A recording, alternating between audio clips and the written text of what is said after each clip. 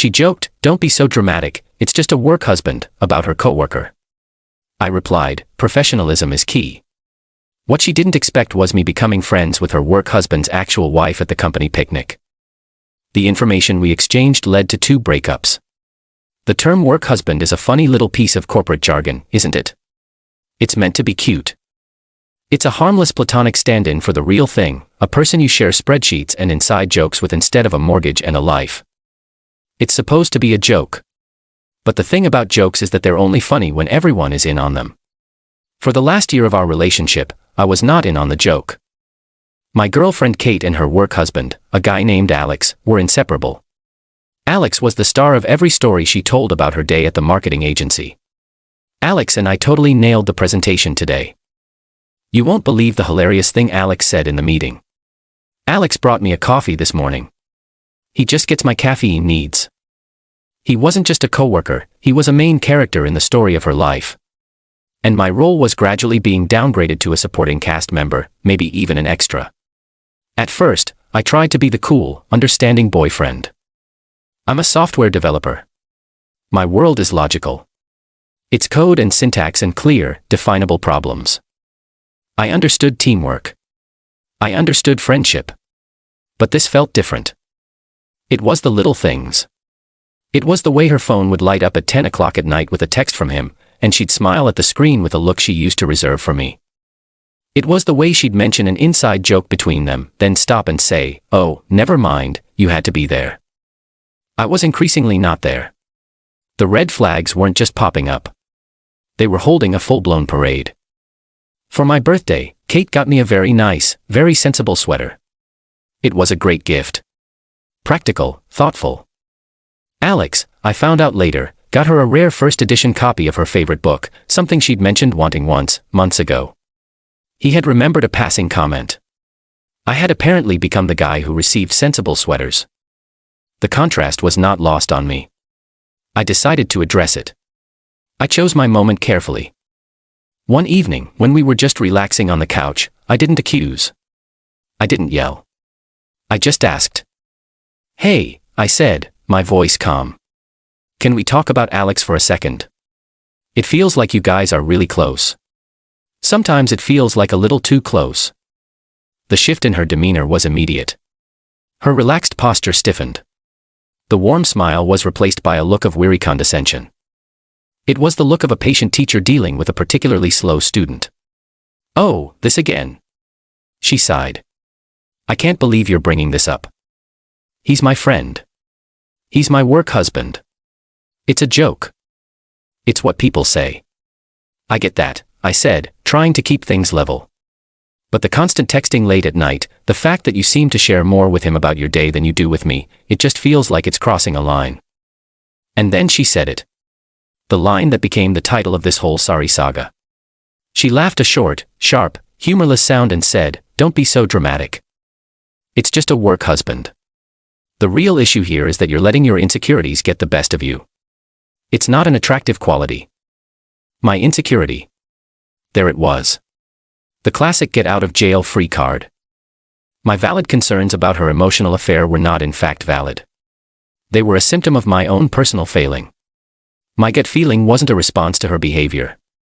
It was a flaw in my character. It was a brilliant manipulative move. And it made something in my logical code-driven brain click into place. I looked at her, at this woman I loved, who was so casually dismissing my feelings and turning my own mind against me. The hurt was there, but it was being rapidly overtaken by a cold analytical clarity. She had defined the terms of the problem. My insecurity. Fine. If this was a problem to be solved, I would solve it. If this was a bug in our relationship, I would debug it. "You're right," I said, my voice devoid of emotion. "Professionalism is key." She blinked, surprised by my sudden agreement. She expected a fight. She expected me to be, as she put it, dramatic. My calm capitulation threw her off script. "Exactly," she said a little uncertainly. "It's all just professional." "I get it now," I said. And I did. I got that arguing with her was pointless.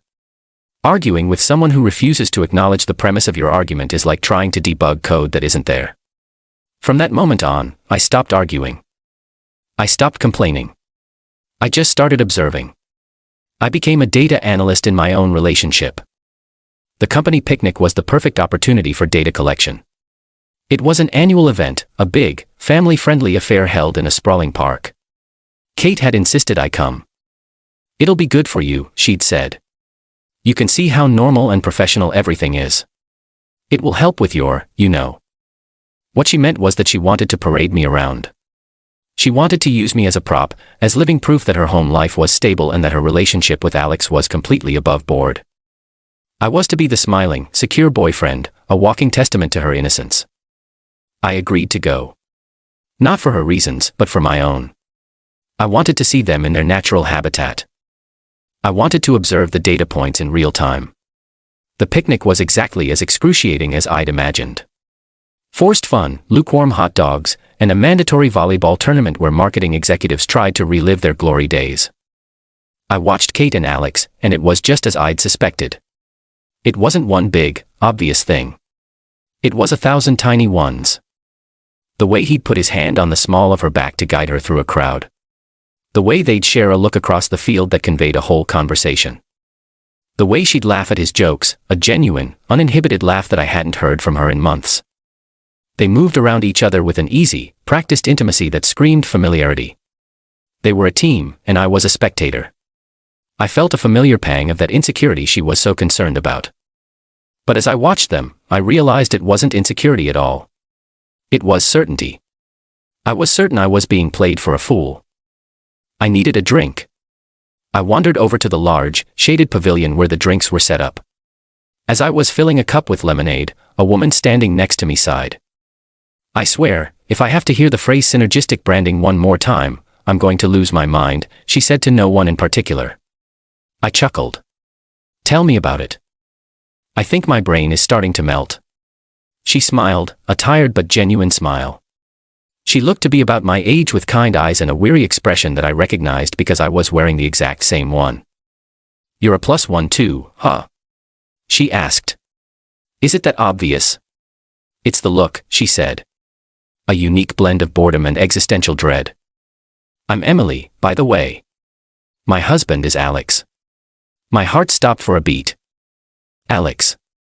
Her husband was Alex. I looked at her again, really looked at her, and remembered seeing her picture once, in a small frame on Alex's desk during a video call Kate had taken from home. This was her. The actual wife of the work husband. The other person who was not in on the joke. "I'm Ben," I said, shaking her hand. "My girlfriend is Kate." A flicker of recognition crossed her face. "Oh, Kate. Of course.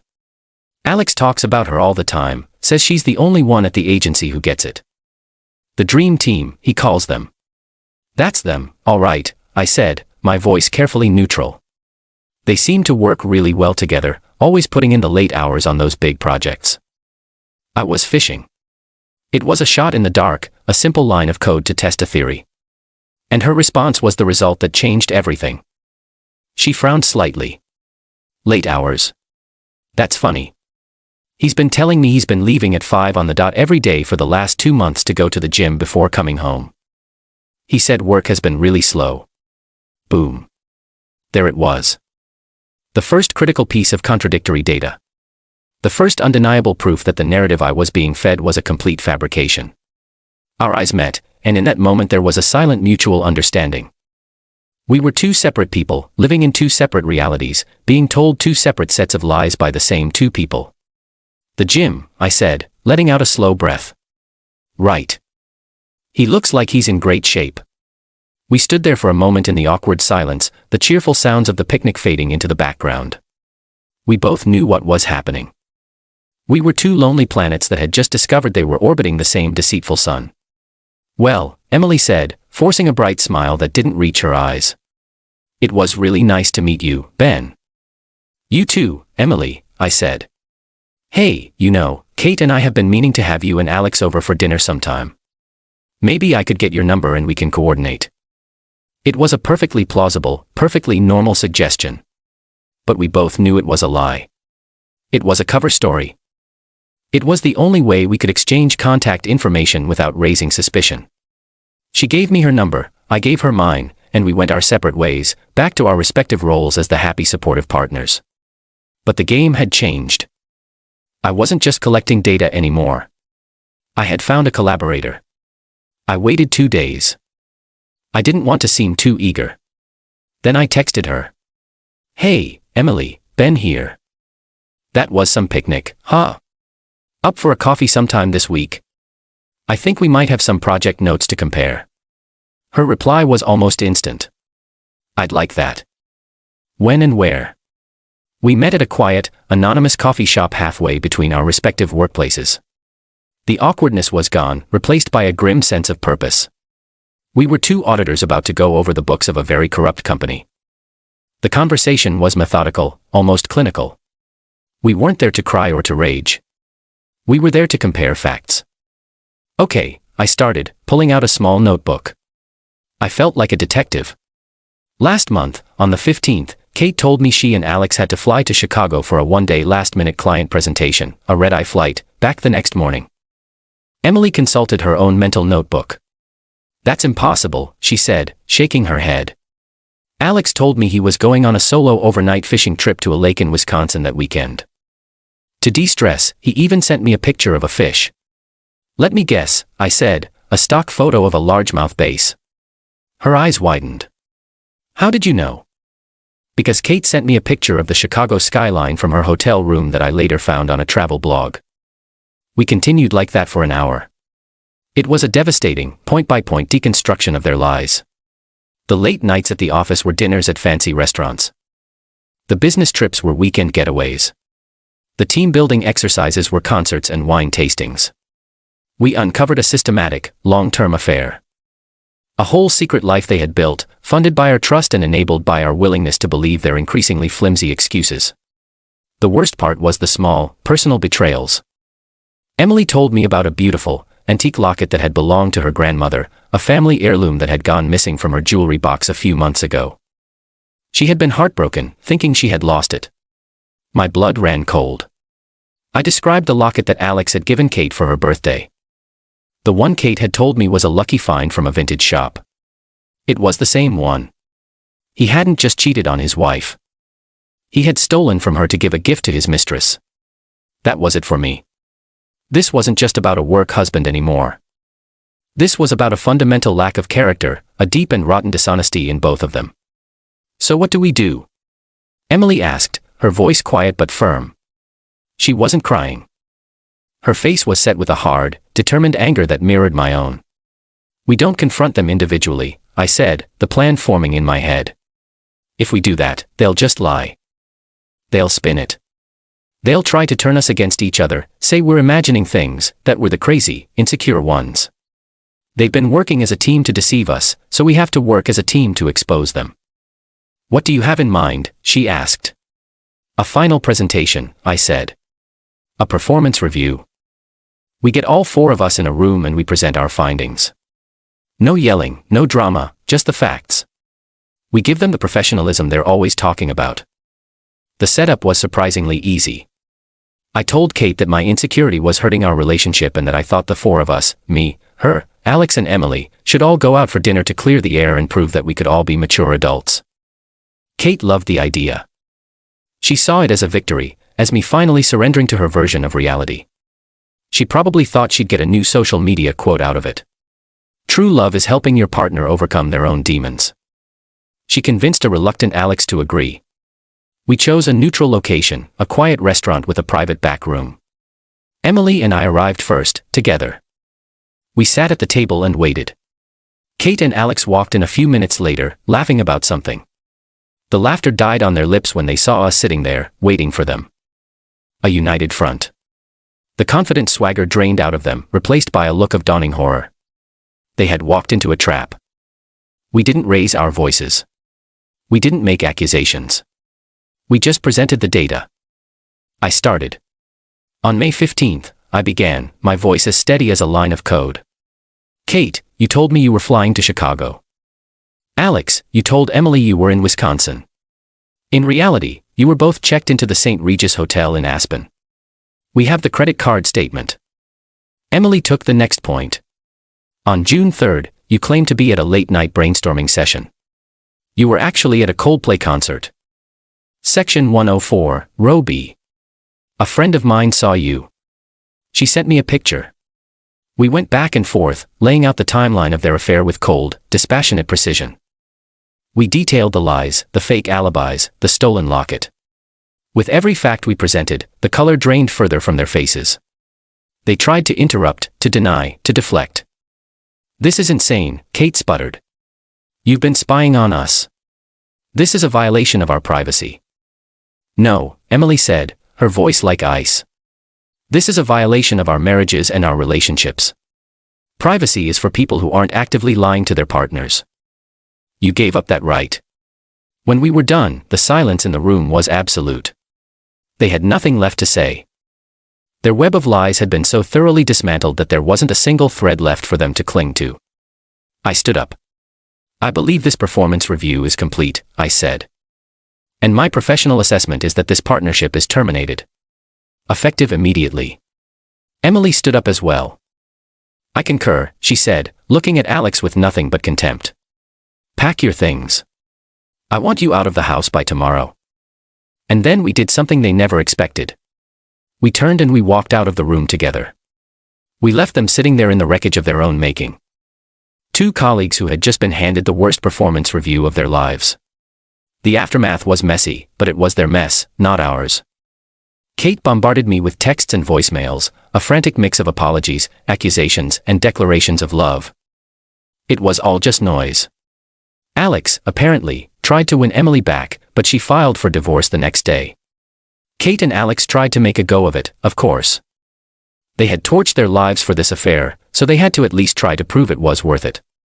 But from what I heard through the grapevine, it was a spectacular failure. Their relationship was built on the thrill of secrecy and the stability provided by me and Emily. Once they only had each other, they discovered they didn't actually have much in common besides a shared talent for deceit. The work marriage couldn't survive the harsh reality of actual life. They broke up within 6 months. Emily and I remained friends. We were bonded by the shared, bizarre experience of dismantling our own lives in a coffee shop. We helped each other navigate the messy logistics of our respective breakups. There was never any romance between us. That would have been too complicated, too much of a cliché. We were just two people who had helped each other escape a bad situation.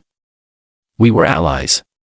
About a year later, I was sitting in my new apartment, an apartment that was entirely my own, and I felt a sense of peace I hadn't realized I'd been missing. My life was logical again. It was stable. It was mine. I wasn't dramatic. I wasn't insecure. I was just a man who had been presented with a problem, a bug in the system. And I had done what I do best.